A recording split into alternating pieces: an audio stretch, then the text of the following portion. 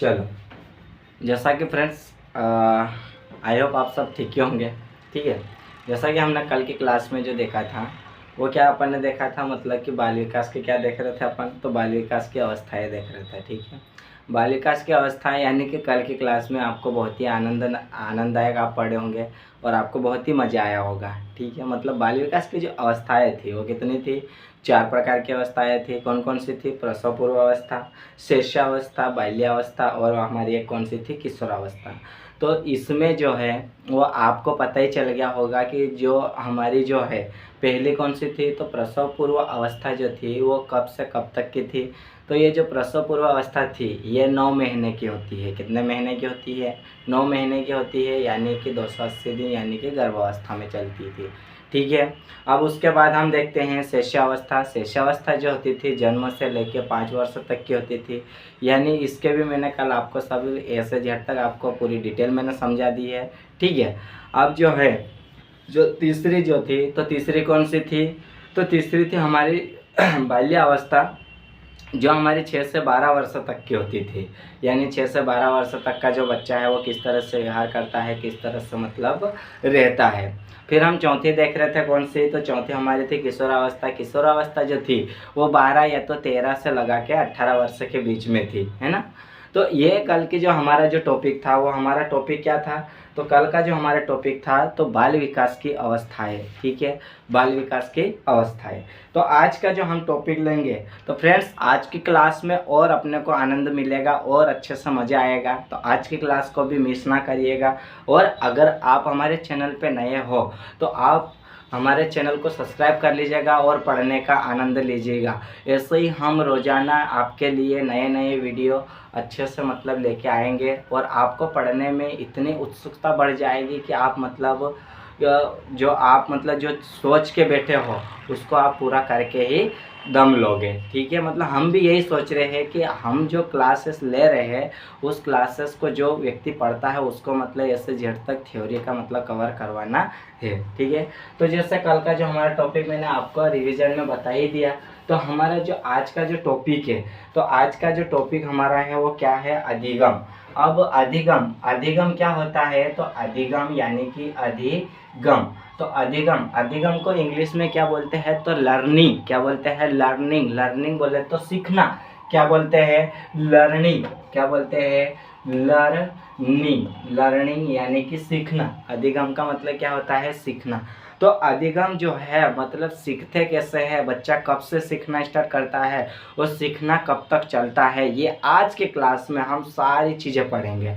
ठीक है, तो जैसा कि मतलब हम पहले तो देखते हैं कि अधिगम जो होता है, अधिगम कब से स्टार्ट होता है और कब तक चलता है, ये सारी चीज़ें देखते हैं। तो अधिगम जन्म से लेकर मृत्यु दर तक चलने वाली प्रक्रिया है। अधिगम जो होती है मतलब बच्चा जो होता है, बच्चा जो होता है क्या होता है, बच्चा जो होता है, बच्चा जब जन्म लेता है, जन्म से लगाकर मृत्यु दर तक, मृत्यु दर तक चलने वाली प्रक्रिया है कौन सी, अधिगम। यानी कि सीखने की प्रक्रिया जो है जन्म से लेकर मृत्यु दर तक, यानी कि मरते दम तक को मतलब व्यक्ति सीख सकता है, कुछ न कुछ सीखता रहता है। व्यक्ति प्रत्येक परिस्थिति से सीखता है, मतलब व्यक्ति जो होता है सीखने की जो उसकी मतलब कैसी प्रत्येक परिस्थिति यानी कि अनेकों परिस्थितियों से सीखता है। कैसे? अगर वो उदास रहेगा तब भी कुछ सीखेगा, खुश रहेगा तब भी कुछ सीखेगा, और किसी के साथ उठना बैठना रहेगा तब भी वो कुछ न कुछ सीखेगा।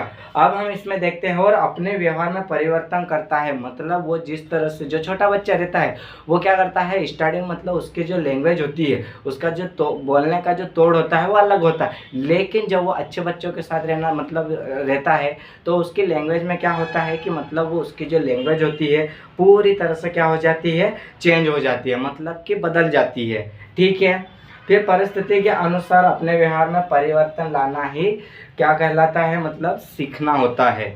मतलब जैसे कि देखो अगर मुसीबत के समय में अगर वो जब उदास रहेगा तो उदास वो रहेगा और वो कुछ कौन सी चीज़ सीखेगा कि मतलब वो उदास किस वजह से रहा है, क्या कारण है क्या नहीं है, ये सारी चीज़ें मतलब क्या करेगा, वो उदास रहेगा तब सीखेगा। ठीक है, तो सीखना मतलब ये तो आपको समझ में आ गया होगा।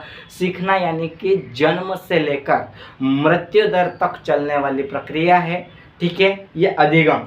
और ऐसा ही एग्जाम में आता है कि जन्म से लेके मृत्यु दर तक चलने वाली प्रक्रिया को क्या कहते हैं। तो उसमें कभी कभी अधिगम दे देता है, कभी कभी सीखना दे देता है, तो उसमें हमको कंफ्यूज नहीं होना है, ठीक है।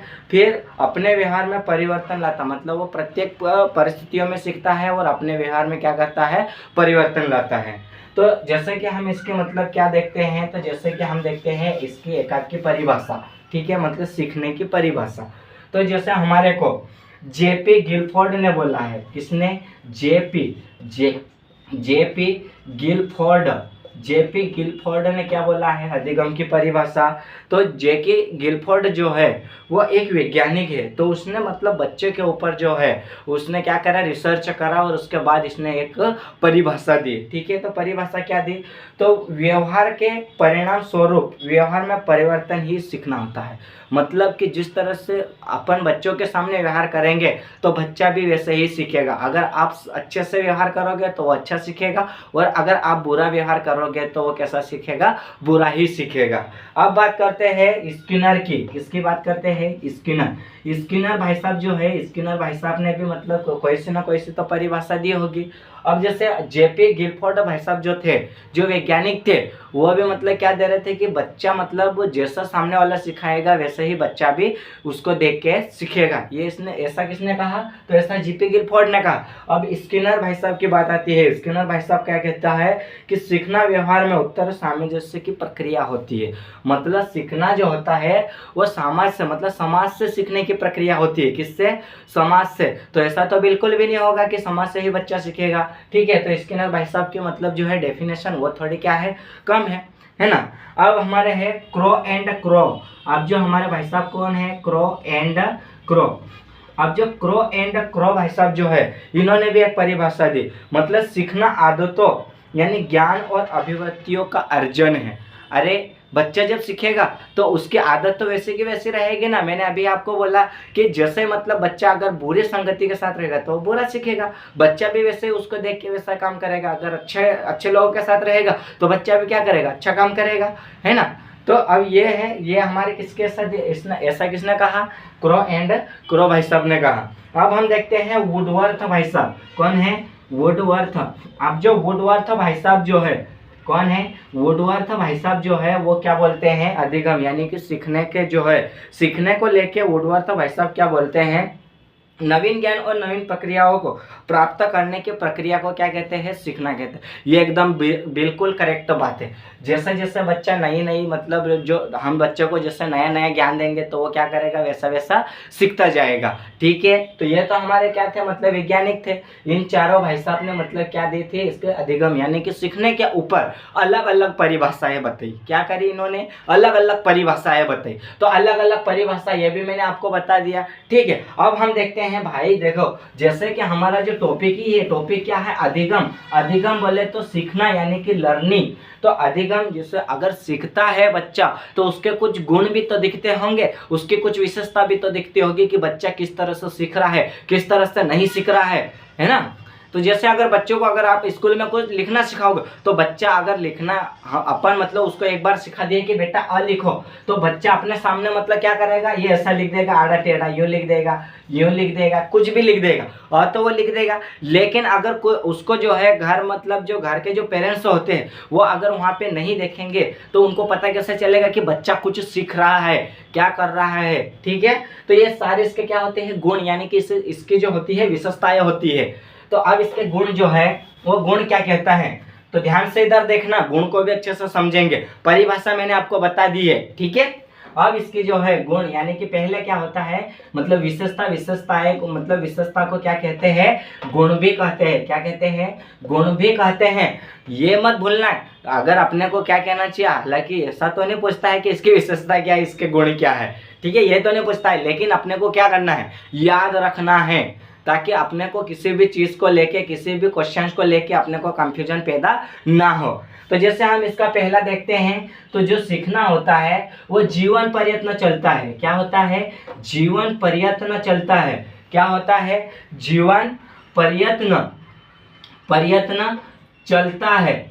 ठीक है, मतलब चलने वाली प्रक्रिया है। ये जो अधिगम होता है वो क्या होता है, मतलब मैंने अभी आपको बोला है कि जन्म से लेके मृत्यु दर तक चलने वाली प्रक्रिया क्या है, तो अधिगम यानी कि लर्निंग है। ठीक है, अब हम देखते हैं इसका सेकेंड पॉइंट। सेकेंड पॉइंट इसका क्या है, सीखना अनुकूलन की प्रक्रिया है। सीखना क्या है, तो सीखना जो होता है, सीखना अनुकूलन की क्या है, अनुकूलन कूलन की क्या है, प्रक्रिया है। क्या है, प्रक्रिया है। ठीक है, अब अनुकूलन की प्रक्रिया, अब इसमें भी आप समझ गए होंगे कि ये बच्चा जो होता है मतलब कि क्या करता है, हर एक चीज को मतलब अलग अलग तरीके से सीखता है। बच्चे में व्यवहार मतलब बदलाव आता है व्यवहार में। जिस तरह से मतलब बच्चा जो होता है, अगर अच्छा जो कोई व्यक्ति अगर अच्छी बात बता रहा हो तो बच्चा क्या करेगा, अच्छा काम सीखेगा और उसके व्यवहार में मतलब बहुत ही ज़्यादा परिवर्तन आने लगेगा।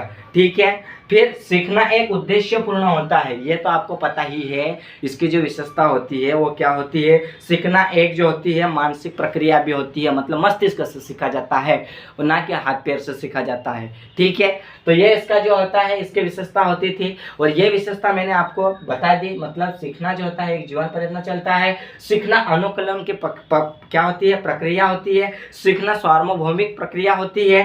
ठीक है, सीखना कुशलतादायक होती है ना, मतलब अच्छे से सीखना होता है। तो ये सारी चीजें मैंने आपको बता दी है। अब इसमें आप, मुझे नहीं लगता कि आपको किसी तरह से कंफ्यूज होंगे आप। ठीक है, मतलब आप किसी भी तरह से मतलब कंफ्यूज में नहीं होंगे। ठीक है, अब देखो, अब इसमें जो हम देखेंगे तो जो होती है सीखने की प्रक्रिया जो होती है सक्रियता पर निर्भर करती है, मतलब व्यक्तियों पे निर्भर करती है ना। मैं आपको ये जो जब से मतलब बाल विकास पढ़ा रहा हूँ उसमें मैं सभी चीज़ें आपको बच्चों के ऊपर बता रहा हूँ कि बच्चा जिस संगति के साथ रहेगा उसको वैसा ही वो सीखेगा।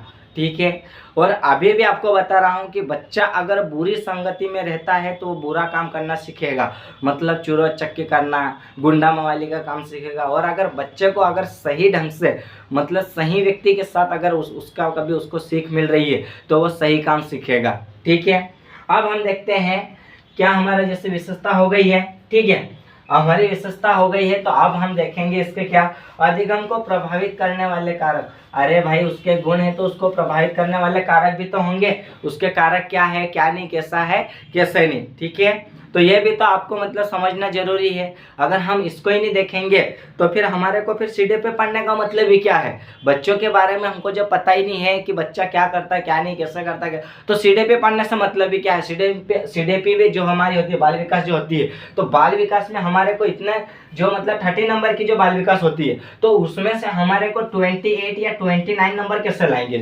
जब हम ये सारी चीजें हम मतलब पढ़ ही नहीं पा रहे हैं तो इतने नंबर लाना तो मुश्किल है, नामुमकिन है।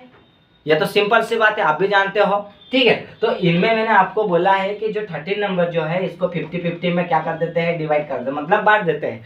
इसमें जो होती है 15 नंबर हमारी क्या होती है, थ्योरी होती है, और ये हमारी क्या होती है, पेडालॉजी होती है। तो ये सारी चीजें अब इसमें जो हमारे को है पेडालॉजी भी कहाँ से बनेगी, थ्योरी से बनेगी, और थ्योरी के जो क्वेश्चन भी है वो कहाँ से बनेंगे, थ्योरी से बनेंगे। तो इसीलिए आपको बार बार बोलता हूँ कि मतलब आप जो है इन सारी चीजों को मतलब समझना और आपको अच्छे से पढ़ना, हो सके तो आप नोट्स भी बना सकते हो। ठीक है, आप नोट्स सब बना सकते हो। ठीक है, अब जो है, अब हमारा जो अगला क्या है, तो अधिगम को प्रभावित करने वाले कारक। तो अधिगम को प्रभावित करने वाले कारक कौन कौन से होते हैं, क्या होता है, अधिगम को प्रभावित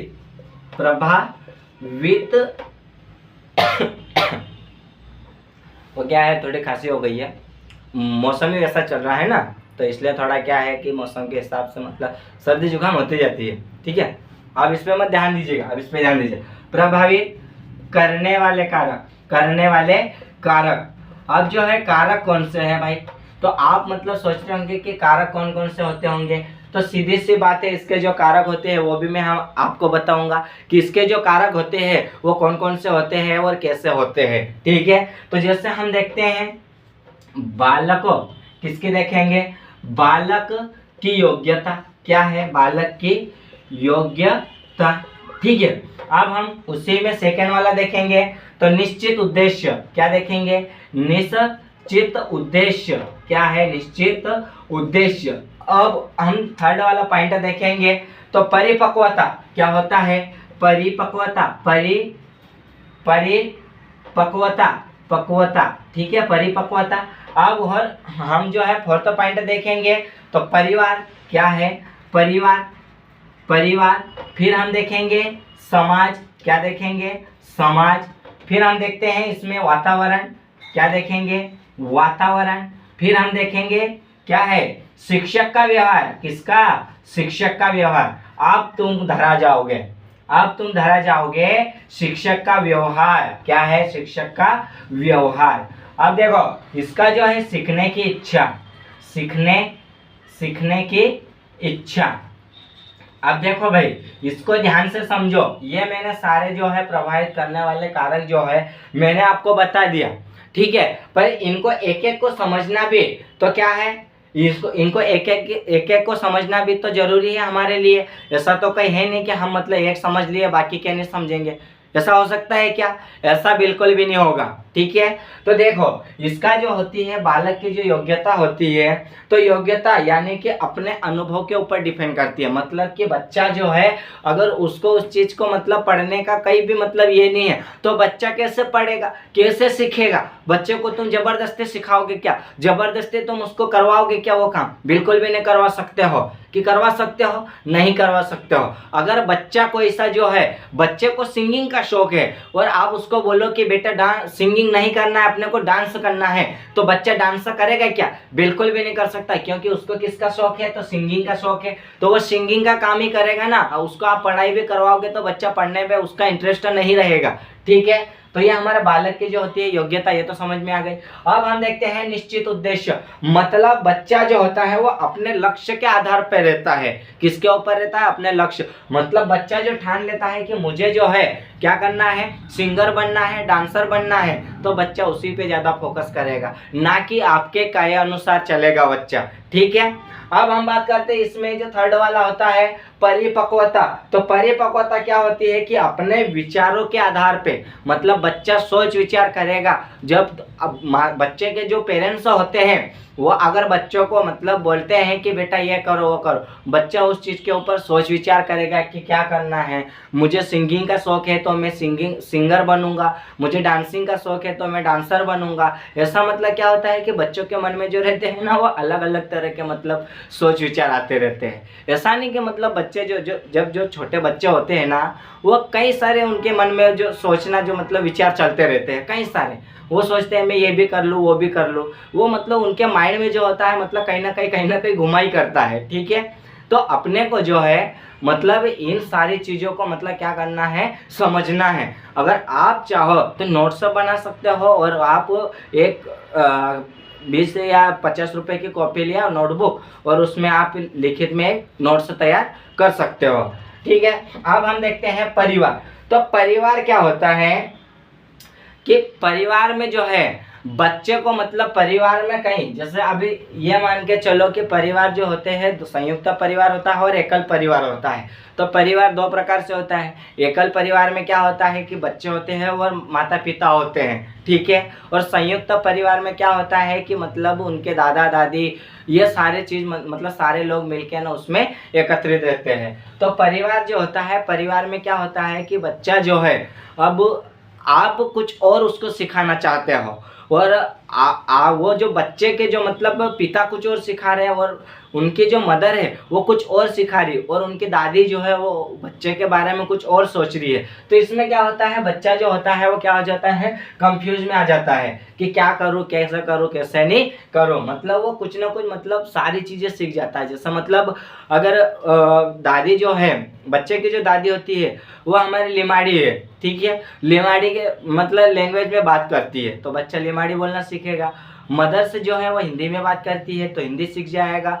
पिता जो है इंग्लिश में बात करते हैं तो वो क्या करेगा, इंग्लिश सीखेगा। अब बात आती है समाज के ऊपर। तो समाज में क्या होता है कि समाज में क्या एक तरह के लोग रहते हैं क्या, कई तरह के लोग होते हैं, मतलब अलग अलग तरह के लोग होते हैं, ठीक है। मतलब बच्चा जब समाज से कुछ सीखता है ना तो समाज में कई तरह के लोग होते हैं, मतलब अच्छे भी होते हैं बुरे भी होते हैं, ठीक है, गुंडा मवाली भी होते हैं, ठीक है, मतलब पढ़े लिखे भी होते हैं। ये सारे मतलब लोग जो होते हैं किसमें होते हैं, समाज में। मतलब जैसे लोगों के साथ बच्चा उठ बैठ करेगा ना, वैसे ही बच्चा सीखेगा। ठीक है, अब बात आती है हमारी वातावरण। तो वातावरण कैसे, मतलब अब आप खुद ही सोचते होंगे वातावरण यानी कि जैसे हमारे आसपास जो मतलब लोग रहते हैं। ठीक है, एक एग्जांपल के तौर पे आप समझो, मतलब हमारे आसपास जो लोग होते हैं तो वो क्या करते हैं, मतलब बहुत सारे लोग जो होते हैं, मतलब कोई जो है गुजरात से आया हो, या कोई हरियाणा से आया हो, कोई एमपी से हो, या कोई महाराष्ट्र से हो। ठीक है, तो वो क्या करेगा, मतलब बच्चा जैसे महाराष्ट्र के साथ बैठेगा तो मराठी सीखेगा, गुजरात वालों के साथ बैठेगा तो क्या सीखेगा, गुजरात में मतलब गुजराती सीखेगा। ठीक है, अब बिहार से आया तो वो क्या सीखेगा, तमिल सीखेगा उधर से। ठीक है, मतलब बिहारी भाषा सीखेगा, और एमपी से है तो हिंदी सीखेगा। ठीक है, अब ऐसे अब हम बात करते हैं शिक्षक का व्यवहार। अब जब बच्चा स्कूल जाता है तो स्कूल में क्या होता है कि जिस तरह से शिक्षक का व्यवहार होता है बच्चा भी उसी तरह से व्यवहार करता है। अगर कोई सा शिक्षक बच्चे को मतलब बच्चों को पढ़ाने की जगह वो स्कूल में जाके मोबाइल देख के आराम कर रहा हो, या मतलब बच्चों को बोल दे कि बच्चों आप लोग जो है मतलब आपका खुद का काम करो, कॉपी निकालो, ये करो वो करो, तो बच्चा क्या करेगा, या तो खेलने लग जाएगा, या तो कुछ भी चीज मतलब उठा के या अपने फ्रेंड्स के साथ बात करने लगेगा। मतलब टीचर जो बोल रहा है वो चीजें नहीं सीखेगा। अगर टीचर अगर बच्चों को गलत लैंग्वेज सिखा रहा हो तो बच्चा क्या करेगा, मतलब शिक्षक जो होता है वो बच्चे को गलत लैंग्वेज सिखा रहा हो तो वो क्या करेगा, बच्चा उस टीचर की लैंग्वेज ही सीखेगा। ठीक है, मतलब वो जैसा टीचर सिखाएगा। अगर जैसे यहाँ पे अगर हम आम लिख देते हैं, ठीक है, क्या लिख देते हैं, आम। अब इसमें आम जो है, अगर एक टीचर जो होता है वो इसको लिखने का यानी बच्चों को सिखाने का तौर बताएगा। आ होता है, ये तो हमारे किस में होते हैं, हिंदी की वर्णमाला होती है, और ये होता है म। तो वो पूछेगा बेटा आ को जोड़ दो, आम का आ। ठीक है, आ को जोड़ो, आ लिखो, बच्चा बोलेगा आ बोलेगा। ठीक है, फिर बोलेगा बेटा मछली का बोलो यानी कि म बोलो, तो बच्चा बोलेगा म। ठीक है, अब आप बोलोगे कि बेटा आम का आ और मछली का म, इन दोनों को मिला के क्या हो जाएगा, आम हो जाएगा, तो बच्चा भी बोलेगा हाँ सर आम हो जाएगा, हाँ मैम आम हो जाएगा। ठीक है, तो ये क्या होता है कि शिक्षक के व्यवहार के ऊपर निर्भर करता है बच्चा, मतलब जिस तरह से शिक्षक बच्चों के साथ व्यवहार करता है बच्चे भी जो होते हैं वैसे ही सीखते हैं। ठीक है, अब हम बात करते हैं सीखने की इच्छा। अब बच्चे की जब इच्छा ही नहीं होगी कुछ भी सीखने की, मैं अभी भी आपको मतलब जैसे ही अपना जो चल रहा था तो इसमें मैंने स्टार्टिंग में आपको बता दिया कि बच्चों को जो सीखने की इच्छा नहीं होती है तो बच्चा कैसे सीखेगा। आप बताओ कैसे सीखेगा। जब आपके ऊपर से एक एग्जांपल लेते हैं, ठीक है, मतलब हमारे ऊपर से एक एग्जांपल लेते हैं। ठीक है, जैसे अगर आप हो या मैं हूँ, जैसे अगर हम लोग जो सोचते हैं, हम सोचते हैं कि चलो यार आज पढ़ाई नहीं करते, हम सोचते चलो आज पढ़ाई नहीं करते यार, पढ़ाई में जीने अपनी इच्छा नहीं हो रही है तो अपन है तो कहीं घूम के आते हैं, मार्केट होके आते हैं, या कहीं अपन छत पे टहल के आते हैं, या अपनी गली में टहल के आते हैं, तो अब जाके हो सकता है माइंड अपना फ्रेश हो जाए और अपने को पढ़ाई में मतलब क्या हो जाए, अपन फोकस करके बैठ जाए। तो अपन भी ऐसा ही सोचते हैं, तो वैसे बच्चे भी होते हैं। बच्चे भी जो क्या होते हैं कि मतलब उनका जो है जब तक उनके सीखने की इच्छा नहीं होगी तब तक वो उसको आप कितना भी उसको सिखाओगे समझाओगे वो नहीं समझेगा, वो नहीं सीखेगा। ऐसा ना हो कि आबेल मुझे मार, ऐसा हो जाता है। ठीक है, तो आज की जो हमारी क्लास थी, आज की क्लास हमने मतलब आज की जो क्लास में हमने क्या देखा, अधिगम यानी कि लर्निंग यानी कि सीखना। ठीक है, तो आज की क्लास हमने ये चीज़ें हमने पढ़ी कि अधिगम की जो होती है, अधिगम मतलब बच्चा किस तरह से सीखता है, और सीखने के बाद बच्चों में गुण कैसे दिखते हैं, और उसको प्रभावित करने वाले कारक कौन से होते हैं, ये सारी चीज़ें आज हमने देख ली है। तो आप लोगों को आई होप क्लास समझ में अच्छे से आई होगी और आप लोगों को मज़ा आया होगा पढ़ने के लिए कि आज की जो क्लास है सबसे बेटर रही है। तो आप है ना आप जो है कमेंट करके बताइएगा कि आपको क्लास कैसी लगी और कैसे नहीं लगी। और हाँ, अगर आपको क्लास अच्छी लगी तो आप अपने फ्रेंड्स में भी शेयर कर दीजिएगा। और आप अगर हमारे चैनल पे राजेश आरसे एकेडमी चैनल पे अगर आप नए हो तो आप हमारी क्लास को सब्सक्राइबर कर सकते हो, मतलब हमारे चैनल को सब्सक्राइब कर सकते हो और हमारे ऐसे वीडियो देखने के लिए और आगे बने रहो। ठीक है, तो आज की क्लास हम यही डी एंड करते हैं। ओके, ठीक है।